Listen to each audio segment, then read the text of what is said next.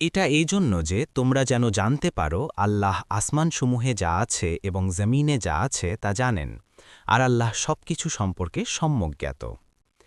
৯৮ জেনে রাখো নিশ্চয় আল্লাহ শাস্তিদানে কঠোর আর নিশ্চয় আল্লাহ ক্ষমাশীল পরম দয়ালু। ৯৯ প্রচার ব্যতীত রসুলের কোনো দায়িত্ব নেই, আর তোমরা যা প্রকাশ করো এবং যা গোপন করো আল্লাহ তা জানেন। ১০০ বলো, অপবিত্র ও পবিত্র সমান নয়, যদিও অপবিত্রের আধিক্য তোমাকে মুগ্ধ করে। অতএব হে বুদ্ধিমান ব্যক্তিরা, আল্লাহর তাকওয়া অবলম্বন করো, যাতে তোমরা সফলকাম হও।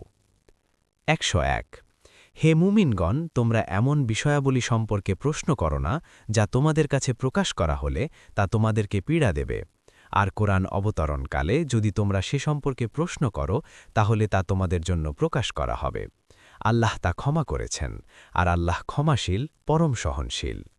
১০২ তোমাদের পূর্বে একটি কম এরূপ প্রশ্ন করেছিল, তারপর তারা এর কারণে কাফির হয়ে গেল।